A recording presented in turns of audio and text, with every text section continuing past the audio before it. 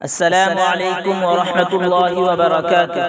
ناظرین، امید ہے کہ آپ خیر و عافیت سے ہوں گے۔ اس وقت ہم متکلم اسلام حضرت مولانا محمد الیاس گھنمن حفظہ اللہ کا تعزیتی پیغام آپ حضرات کی خدمت میں پیش کر رہے ہیں، جو ہندوستان کی دو عظیم شخصیتوں کی وفات کے موقع پر حضرت نے پیش کیا ہے۔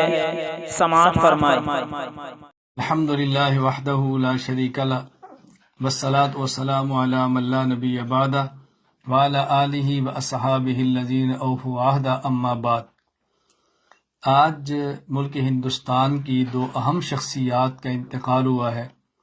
نمبر 1، امام اہل سنت مولانا عبدالشکور لکھنوی رحمہ اللہ کے فرزند اور جانشین مولانا عبدالعلیم فاروقی۔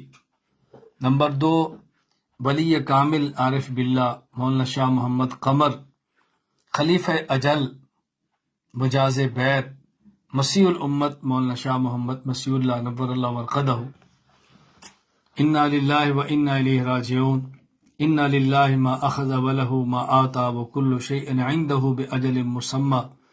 اللہ تعالیٰ نے دو حضرات کی تمام نیکیاں قبول فرمائے، دینی خدمات قبول فرمائے، سیئات سے اللہ درگزر فرمائے، آخرت کی منزلیں آسان فرمائے۔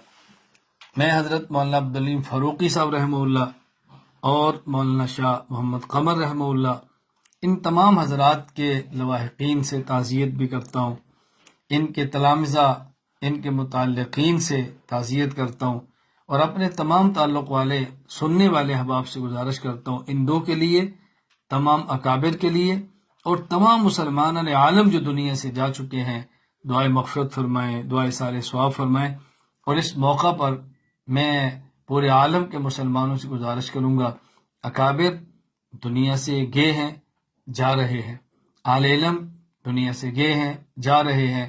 ہم جو اصاغر اور چھوٹے ہیں، ہم نے اس میدان کو خالی نہیں چھوڑنا۔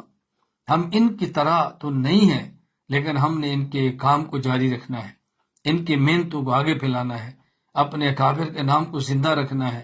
ہم نے اپنے اکابر کے نیک نامی کا سبب بننا ہے۔